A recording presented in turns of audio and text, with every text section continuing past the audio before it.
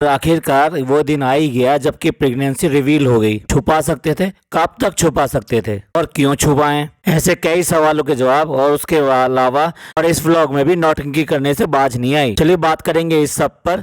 आज की चर्चा में आपका स्वागत है। जो लोग चैनल पर पहली बार आए तो प्लीज सब्सक्राइब कर लें और बेल आइकन भी दबा दें, जिससे कि आने वाली वीडियो की इन्फॉर्मेशन आपको टाइम से मिल जाए। आप हमारे इंस्टा आईडी पे भी हिट कर सकते हैं। इंस्टा आईडी नीचे दी हुई है। आखिरकार नेम रिवील सेरेमनी भी हो गई।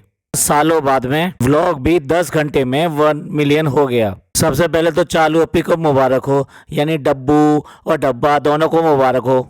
आज तक वो सबसे छोटे बच्चे बनते थे और निब्बा निब्बी बनते थे और आज की डेट में वो माँ बाप बनने जा रहे हैं। देखने वाली बात यह है, इस जिम्मेदारी के एहसास से कम इनकी जो बच्चों वाली बातें हैं, निब्बा निब्बी वाली बातें हैं, ये भी कुछ संभलेंगी या नहीं संभलेंगी, या अभी भी जो रू बेबी है उससे भी नीचे छोटे बच्चे बनते रहेंगे। जैसा कि पिछले व्लॉग्स में बात की थी हमने कि ये जो सास ससुर आए हैं अभी ये प्रेगनेंसी अनाउंस करेंगे। और देखिए सेकेंड व्लॉग में ही इन्होंने प्रेगनेंसी अनाउंस कर दी। सास ससुर तो आ ही गए थे, तो इतनी क्या जल्दी थी कि प्रेगनेंसी अनाउंस करने के लिए भैया भाभी का भी इंतजार नहीं किया गया। अब ये आजकल कैसे रिश्ते हो गए हैं, सगा भाई इस खुशी में उसके साथ शामिल नहीं है। भाभी को तो एक नाम दे दिया कि वो मास्टर शेफ में बिजी हैं, तो उनके पास टाइम नहीं है, वो नहीं आ सकती। लेकिन भाई को क्या हुआ भाई? वो किस गम में कैद है? वो इस गम में कैद है कि बीवी जो है आगे बढ़ती चली जा रही है और वो अभी भी घर में पड़ा हुआ है। किसी काम धाम पे वो नहीं लगा हुआ, बच्चे को वो नहीं संभालता। तो अब बहन की खुशी में भी आके खड़े नहीं हो सकते। ना ही बहन ने इतना समझा कि भैया भाभी का इंतजार किया जा सके। ऐसा तो है नहीं कि सातों दिन उसकी शूटिंग होती रहती है शो की, नहीं, एक दिन का ब्रेक मिलता है, हमेशा मिलता है। अगर मान लेते हैं कि सास ससुर के आने से एक दिन पहले ही वो ब्रेक आया था, तो कम से कम 6 दिन बाद में आप इंतजार कर सकते हो। इसमें कौन सी ऐसी बड़ी बात हो गई? तुम्हारी जिंदगी की सबसे बड़ी खुशी, और उस खुशी में तुम्हारे भैया और भाभी दोनों है नहीं, या फिर उसकी जरूरत नहीं समझी। उम्मीद तो ये थी कि थोड़ा डिफरेंट तरीका अपनाएगी प्रेगनेंसी रिवील करने का, लेकिन प्रेगनेंसी रिवील करने में उसे इतनी ज़्यादा जल्दबाजी हो रही थी कि जैसे लगता है कि अगर आज रिवील नहीं करी तो कल को बच्चा ही बाहर आ जाएगा। तुम्हें भी वही बच्चों वाली हरकतें दिखाई जैसे कि छोटे बच्चे करते हैं। नहीं, मुझे आइसक्रीम चाहिए, अभी चाहिए, मैं तो आइसक्रीम लूंगा। बहाना क्या? बहाना यह है कि डॉक्टर खाला जा रही है। हाँ, डॉक्टर खाला को भी जाके ना वो फॉर्म भरना है और एडमिशन के लिए ना डेट निकल जाएगी, तो अगर वो टाइम से जमा नहीं हुआ ना उनका फॉर्म, तो वो जो है कैंसिल हो जाएगा। भाई कहाँ भेज रहे हो ऐसे? जो डॉक्टर खाला को जाने की इतनी ज़्यादा जल्दी हो गई कि वो 2-4 दिन इस बात के लिए नहीं रुक सकती कि वो नई नेम रिवील सेरेमनी कर रही है तो वो प्रॉपर तरीके से कर सके। या फिर आज की डेट में हद हो गई भाई, हद हो गई भाई। डॉक्टर खाला भाई भाभी से ऊपर हो चुकी है। वाह, क्या दिन आ गए हैं आज की डेट में, इनकी वजह से आज इस तरह से अपने पैरों पे खड़ी है। और आज जो भी कुछ है वो उन्हीं की वजह से है। एक टाइम था कि ये पड़ी हुई मछली के रेट में पड़ी रहती थी, कोई पूछने नहीं आता था। रंग रूप भी ऐसा ही था, चेहरा भी ऐसे ही था, दांत भी ऐसे थे, सब कुछ ऐसे ही था, मोटापा भी ऐसी था, ना कोई सलीका था ना कोई लिहाज था। यही तमन्ना थी कि भाई भाभी की तरह किसी तरीके से फेमस हो जाए या फिर एक्टिंग या किसी में हाथ आजमा ले। खूब कोशिश करी, टिकटॉक वगैरह सब कुछ किया, आखिरकार काम आए भैया भाभी ही। पापी गुड़िया का सारा मेकओवर किसने किया? भाभी ने किया। हर तरह से उसका मेकओवर किया, हर तरह से इसका ध्यान रखा, कपड़े से लेके सब कुछ। अगर वो इसको अपने यूज्ड मेकअप दे दिया करती थी तो इसमें कौन सी ऐसी बड़ी बात होगी? घर के अंदर ये सब चीजें चलती हैं। या तो तुम इसको भाभी को अपना नहीं मानते, और अगर मानते हो तो एक दूसरे की चीज अगर यूज कर ली तो इट डजेंट मैटर। नहीं, ऐसी ऐसी बातों को अगर इतना ज्यादा गांठ बांध के रखा हुआ है तो वो आज एक एक करके वो बदला ले रही है। माय गॉड, सोच भी नहीं सकते कि बेटी खाला को अपनी भाभी से ऊपर रख लिया। इस तरह की औरत है जो इस तरह की सोच रखती है।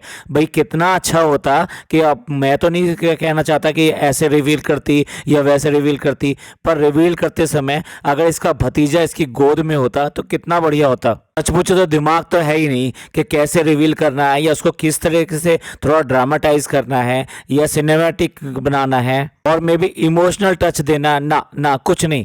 बस सिंपल तरीके से ऐसे ही प्रेगनेंसी रिवील कर दी। भाई प्रेगनेंसी रिवील करने का तरीका तो देख लो, खाया पिया, और उस खाने पीने में भी एक बार भी ना बच्चे को याद किया, ना भैया को याद किया, ना भाभी को याद किया। बस फॉर्मेलिटी निभाई कि उनका शो चल रहा है, शो की क्लिपिंग दिखा दी, सब लोग शो देख रहे हैं और सब उनको दुआ करें, बस इट्स ओके, हो गया, बाय बाय। मे बी जैसे बच्चों ने थोड़ा सा सोचा था कि किस तरह से नाम रिवील किया जाएगा बच्चे का, तो उसके लिए नान और पिज़्ज़ा ने ये आइडिया लगाया कि भाई हम लेटर्स लेकर आएंगे, लाइट जलाएंगे और एक एक करके दिखाएंगे, और वो तरीका थोड़ा सा डिफरेंट लगा और लोगों को पसंद भी आया। तो यहाँ पर भी कुछ क्रिएटिविटी ये सोच सकती थी, लेकिन भैया इसके में दिमाग हो तो ये सोचे भी, और बाकी सब लोगों को ये इन्वॉल्व नहीं करती। अब कब तक ये सोचा जाए कि बच्चे ही सारा कंटेंट देंगे, तो कुल मिला के ये है कि कुछ भी हाथ नहीं आया। छोटा बच्चा ऑलरेडी है इस घर में, मे बी एक ऐसा किया जा सकता था, रात के टाइम पे पूरी लाइट बंद करके सिर्फ और सिर्फ शैडो लाइट जलाई जाती,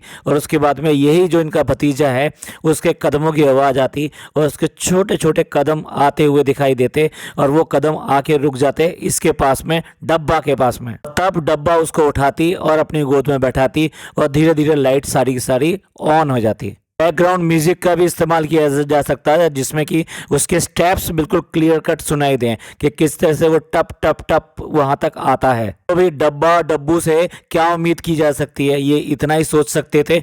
इतना ही इन्होंने किया कि सबको लाके खाना खिला दिया, और उसके बाद में जैसे भैया भाभी करते हैं, माइक लेके, कैमरा लेके सबके सामने। कैसा लगा, आप क्या सोचते हो, आपको क्या फीलिंग आ रही है, आपको क्या फीलिंग आ रही है? अब इसको कहते हैं नौटंकी। नौटंकी क्यों कहते हैं कि ये प्रेगनेंसी 4 महीने की हो चुकी है।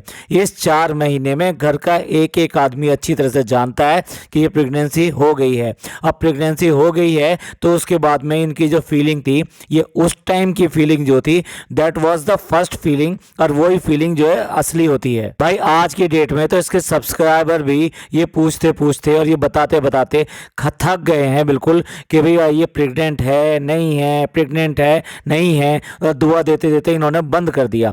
आखिरकार उन्होंने एक भी अब सिंगल कमेंट इस तरह का नहीं आता कि किस किस को लगता है कि डब्बा प्रेग्नेंट है। अब जो चीज़ जग जाहिर हो चुकी है, सबको पता है, हर एक किसी को पता है, उसके बाद में आप सबसे फीलिंग पूछते फिरें कि भाई आपको कैसा लग रहा है, अब आपको कैसा लग रहा है। अरे भाई हद है, नौटंकी नौटंकी और नौटंकी के अलावा कुछ सोच ही नहीं सकता। सब कुछ पहले से स्क्रिप्टेड लिखा जाता है, और उसके बाद में फिर वो परफॉर्म करने के लिए एक आर्टिस्ट की तरह, एक ड्रामे की तरह आ जाते हैं यहाँ पर। ड्रामे की हद तो देखो भाई, दोनों के दोनों निब्बा निब्बी इतना इतरा रहे हैं, इतना शर्मा रहे हैं, इतना शर्मा रहे हैं कि भाई माँ के पास नहीं जाएंगे, कि बाप के पास नहीं जाएंगे, कि पापा से नहीं पूछ सकते। उनको पोता आने पर कैसी खुशी मिल रही है भैया। पर्दा डाल के, कैमरा उधर भेज के, आवाज से लेक नई नवेली बहू की तरह गुटका किंग अपने पापा से पूछ रहा है कि आपको कैसा लगा। बिल्कुल भी शर्म नहीं आती, वो जो भी कुछ लगा वो उसके पोता है जिसके बारे में बात की जा रही है।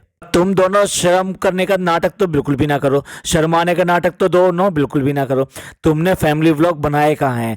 तुम वही थे ना जो लव बाइट दिखा रहे थे शादी के अगले दिन। तब नहीं सोचा था कि ये जो है कौन कौन देखेगा, घर के कौन कौन बड़े देखेंगे, घर के छोटे को कौन कौन देखेंगे, गाँव के सारे लोग कौन कौन देखेंगे। जिस दिन वहाँ पे किस दिखाया था, उस किस के बाद में एक बार भी ख्याल आया था कि इसको पापा भी देखेंगे? तुम दोनों की शर्म कहाँ गई थी? निब्बा निब्बी वाली हरकतों से बाहर निकलो। अब जब पेरेंट्स बन रहे हो तो पेरेंट्स की जिम्मेदारियां समझो और उसकी गंभीरता लाओ, और उसकी मैच्योरिटी आपके अंदर आनी चाहिए। हम तो चाहते हैं कि ये मैच्योरिटी आए, तो ये मैच्योरिटी आएगी तो उस माँ का दर्द दिखाई देगा जिस माँ का बच्चा ये छीन कर लेकर आई है। अपने लिए औलाद चाहती है, अपने लिए बच्चा चाहती है, और दूसरे का बच्चा छीन के अपने घर में रख लिया है। वो माँ का रोते रोते इस बारे में बुरा हाल है। एक बार नहीं, वो कई बार इस बात के लिए रो चुकी है कि आज की डेट में उसका बेटा नहीं रहा। अब आप रिवील करने की कहानी भी सुन लीजिए। अपना डब्बू यानी गुटकू ये बता रहा है कि हमने पहले भी जो है ना पापा अम्मी को बुलाने के लिए किया था, लेकिन तब उनको काम था, वो नहीं आ सके। काम था? सच बोल रहे हो? सच में उनको काम था? गांव में वहाँ पे उनको काम था कि यहाँ पर इस बात के लिए नहीं आ सके कि बेटे के पोता यानी कि बेटे के बेटा और उनका पोता होने की खुशी में उनका नाम या फिर कि उनको रिवील करना है कि प्रेगनेंसी है, यहाँ नहीं आ सके? अरे शर्म करो, झूठ बोलते हुए शर्म करो। कम से कम जो है अपने पोते के लिए कोई भी दादा दादी हो इतने निष्ठुर नहीं होते हैं। असल बात तुम बता नहीं रहे। असल बात क्या है वो बता दोगे तो तुम्हारी बेइज्जती हो जाएगी और तुम्हारी फिर दोबारा से वही थू थू होगी। असली बात तो कभी सामने लाता ही नहीं है। हमेशा मेरे घर वाले खुश हैं, मैं खुश हूँ, मेरे मम्मी पापा खुश हैं। भैया इतना सर्टिफिकेट देने की क्या जरूरत है? कौन पूछ रहा है तुमसे कि तुम खुश हो या नहीं हो, तुम्हारे घर वाले खुश हैं या नहीं है? ये सिर्फ और सिर्फ वही पूछता है कि जिसके साथ में ये वाली चीजें नहीं होती। यानी कि झूठ को सच करने के लिए आदमी एक पे एक, झूठ पे झूठ, झूठ पे झूठ बोलता है, और वही काम तुम कर रहे हो। अब बात करते हैं इस बात की कि ये क्यों नहीं आए थे इसके मम्मी पापा। पिछली बार जब यहाँ से अक्टूबर में गए थे, 2 अक्टूबर के आसपास, तब यहाँ से इसकी माँ बहुत ज़्यादा रो कर गई थी, क्योंकि इसने उनको लड़कर भगाया था यहाँ से। ना केवल स्टेशन पे बैठ के, गाड़ी में बैठ के बहुत ज़्यादा रोई थी, बल्कि जब गुटखा किंग वहाँ पर गया और शादी में, जो शादी मौधा में हो रही थी, वहां पर भी उसने बहुत ज़्यादा रोई। और इसी बात के लिए रोई कि भाई मेरा तो बेटा छिन गया और मैं अब वहां के जा ही नहीं सकती, और मेरा बेटा यहाँ आ नहीं सकता, तो मेरे लिए किस काम का। जिस तरह से इसने बेइज्जती करी थी उसको बहुत बुरा लगा था, इसलिए वहां पर भी उसने बहुत ज़्यादा रोई थी इस बात के लिए। और यही वजह थी गुटखा किंग बिना किसी काम के भी वहां पर 8 दिन रुक कर आया था। वो इसलिए रुक कर आया था क्योंकि वो किसी भी तरीके से अपनी माँ को मना रहा था, उनको शांत कर रहा था, और इसी वजह से वहां रुका हुआ था। नहीं तो वहां पे कोई भी ऐसा काम नहीं था। किस मुंह से झूठ बोलते हैं, सारी कहानियां झूठ गढ़ते हैं, एकदम स्टोरियां बनाते हैं। यही वजह थी कि इन्होंने दोबारा से आने को वहां से मना कर दिया था कि वहां जाने पे सिर्फ सिर्फ बेइज्जती होती है, तो हमें वहां जाने की जरूरत नहीं है। हम तो जिस भी हालत में हैं वो यहीं पर अच्छे हैं। अब बताइए वो इस उम्र में क्या खेतों पे जाते होंगे, क्या करते होंगे ऐसा कि जो उन्होंने वहां से आने से मना कर दिया? ये बिल्कुल कोरा झूठ बोलते हैं। अब भी आने वाले टाइम में इसकी हालत खराब होने वाली है पिज्जा की, क्योंकि सारा का सारा काम ये मोटी भैंस उसके ऊपर डाल देगी। दूसरी वाली जो व्हेल मछली है वो तो ऑलरेडी है ही वहां पर। दोनों के लिए सोफा उन्हीं के लिए बना है। सोफे पे आप किसी और को बैठते हुए नहीं देखेंगे, यही दोनों दिखाई देंगे, कभी ये कभी वो, और उस पर लंबे पसरे रहते हैं। बाकी सब इनकी जबान चलती है और सब चीजें हो जाती हैं। आखिरकार उस बच्ची की भी पढ़ाई चल रही है, उसके अभी अभी एग्जाम और ये सब फिनिश हुए हैं, और मोटी बुद्धि की ये लड़की भी ऐसी है कि ये चुपचाप इन सब चीजों में लगी रहेगी। इसको पता नहीं क्या यही चीजों में मजा आता है। नहीं नहीं चालू अपी, हमको बाहर नहीं जाना, हमको तो यही अच्छा लगता है, मना ले, यही मना ले। बर्थडे का गिफ्ट तक नहीं मिला। ले बेवकूफ, जो स्टेशनरी का सामान और ये सब लेके वो अलमारी जिसमें ही गए थे ना, इसमें थोड़ी सी हमें जगह दे दो, पूरी की पूरी अलमारी कब्जा ली है आज की डेट में। ये जो दूसरों के बच्चों की कदर नहीं करते, उनको इस बार अल्लाह औलाद दे रहा है। अब देखने वाली बात है कि औलाद उनको वो सब चीजें दिखाती है या नहीं दिखाती है। हम किसी के लिए ऐसा कोई गलत बोलना नहीं चाहते, लेकिन कर्मा जो होता है ना, वो आपको सब कुछ दिखा देता है। अगर आपने किसी के साथ गलत किया तो वो आपके सामने आएगा। तो अगर आप किसी की औलाद के साथ में गड़बड़ कर रहे हो, किसी को इतना तड़पा रहे हो, ये सब कर रहे हो, तो कहीं ना कहीं घूम फिर के वो तुम्हारे पास भी आने वाला है। कैसे दोगले लोग हैं ये, कितने ज़्यादा एहसान फरामोश लोग हैं। वो भाभी जिसने इनके काया कल्प कर दिया, जिसकी वजह से आज ये मुंबई में है, जिसकी वजह से आज ये सब खा पीते हैं और इतना इतराते हैं, उस भाभी का भी तो प्रेगनेंसी आई थी। एक प्रेगनेंसी वो थी, एक प्रेगनेंसी ये थी। दोनों में कुछ लगता है? ऐसे लगता ही नहीं कि जैसे उसकी कोई प्रेगनेंसी हुई थी या उसको कोई टेक केयर किया गया था, उसको किसी ने खाना दिया था, उसको किसी ने पूछा हो कि तेरे को कुछ क्रेविंग हो रही है कि नहीं हो रही है, तेरे को कोई पेन वेन हो रहा है नहीं हो रहा है, तेरे को कोई दिक्कत तो नहीं होती। कितने दोगले लोग हैं ये। बहू की तो बहुत ज़्यादा करनी चाहिए थी ना, लेकिन नहीं, इसको कोई परवाह नहीं है, और सील सी ऐसी पड़ी रहती है। उसकी इसको पजेब तो दिखाई दी, लेकिन वो मोटे मोटे पैर नहीं दिखाई दिए। लालच इतना टपकता है कि वो आंखों के आगे एकदम मोतियाबिंद की तरह पर्दा बना देता है। लालच लालच और लालच। पजेब दे दो, सूट दे दो, ये बहुत अच्छी है, वो बहुत अच्छी है, मैं ये भी लूंगी, मैं वो भी लूंगी। एक ही घर के अंदर देखो किस किस तरह की बातें चलती हैं। ना बहू की प्रेगनेंसी का कुछ किया गया, और बेटी को आसमान पे छू रखा है। एक नहीं, पूरा का पूरा घर उसकी पैम्परिंग के लिए, उसकी मिजाज पुरसी के लिए लगा हुआ है। कुछ बात तो ये है कि मैडम ने कोई कम गलत काम थोड़ा किए हैं, तो वो भी उनके सामने आना ही है। तो ये कर्मा उनके सामने आता है लौट के, और ये कर्मा फिर आगे इनके सामने भी आएगा। यही दादी, ये बहंगी दादी, ये क्या बोल रही थी कि हमने जो है दुआ मांगी थी, और हमने कहा था कि जिस दिन हमारे पोता हो जाएगा तो हम हाजी अली की दरगाह पे आएंगे। बच्चा 1 साल का हो गया, इसको परवाह नहीं आई, इसको याद नहीं आई कि वहाँ दरगाह पे जाना भी है। अगर एक बार भी इसने अपने बेटे से ये कहा होता कि मैंने ये दुआ मांगी है और मेरी दुआ अब ये पूरी हो गई है तो मैं वहाँ जाना चाहती हूँ, तो क्या बेटा वहाँ पे लेके नहीं जाता? ये राजा बेटा वैसे ही कहलाता है। ये नाम के लिए राजा बेटा है। ये तो मैं कहता हूँ ये फैमिली कैसी दोगली फैमिली है, कैसे रिश्ते हैं यहाँ पर। रिश्ते असली दिखाई देते ही नहीं, सब के सब बनावटी हैं और मुलम्मा ऐसा चढ़ा हुआ है कि एक दूसरे के लिए खाने को दौड़ रहे हैं। इस पोते के लिए ये कह रही थी मैंने इतनी दुआएं मांगी है और ये दुआ मेरी पूरी होगी। उस पोते का आज की डेट में पता भी नहीं है, उसका जो है ये भी नहीं देखती कि वो जो है धूल में गर्दी में वहाँ पे पड़ा रहता है। कोई प्यार मोहब्बत कुछ है नहीं।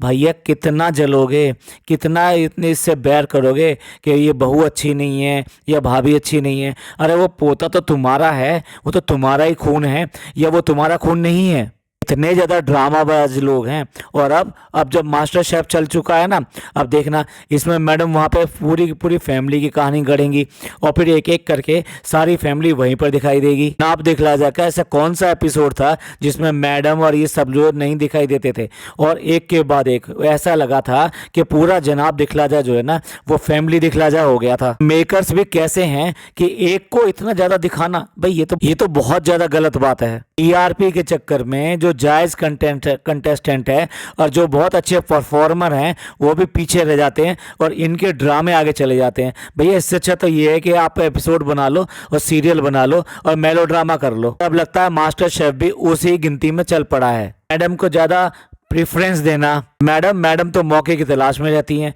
उनका बस चले तो वो सब लोगों के डायलॉग खुद ही बोल दें। ये अबला नारी जो किचन में काम करने वाली औरतें होती हैं उनकी आवाज़ उठा रही थी। वो आवाज़ उठा रही थी जो किचन में सिर्फ शौकिया जाती है, यानी जब इसको शौक होता है या जब इसको कोई रेसिपी बनानी होती है तब ये किचन में जाती है। एक टाइम था ये खाना बनाती थी, आज की डेट में इसके घर में 5-5 हेल्प लगे हुए हैं। के बाद में ये किचन में काम करने वाली औरतों की आवाज़ होगी। भाई वाह, ड्रामा करना तो इनसे सीखे। हर चीज़ में ड्रामा है इनके, हर चीज़ में ड्रामा है। मैडम के फैमिली वीक और फैमिली वाले ड्रामे में अब एक एक करके सारी फैमिली वहाँ घुस जाएगी। जैसे एक को नहीं पूरी फैमिली को बुलाया गया इस प्रोग्राम में। जबकि फैमिली का क्या हाल है ये आपसे छुपा हुआ नहीं है। ये जितनी बातें मैंने कही है ये इनकी फैमिली की तारीफ में ही तो बताई हैं आपको। ये सारी चीज़ें आजकल के दर्शक और इनके सब्सक्राइबर अब धीरे धीरे बहुत अच्छी तरह समझने लगे हैं, इसीलिए इनके इतने बुरे दिन भी आ गए हैं। तो चलिए व्लॉग का रिव्यू फिर बाद में करेंगे। असल में इनकी कारगुजारियाँ इतनी हो जाती हैं कि उन्हीं में इतना टाइम गुजर जाता है। व्लॉग का रिव्यू करने बैठेंगे तो ये दुगना हो जाएगा। इस सब के बारे में आपका क्या विचार है प्लीज़ कमेंट करके ज़रूर बताइएगा। पॉडकास्ट अच्छा लगा हो तो प्लीज़ लाइक कीजिए, सब्सक्राइब कीजिए और शेयर कीजिए। थैंक यू, धन्यवाद, शुक्रिया।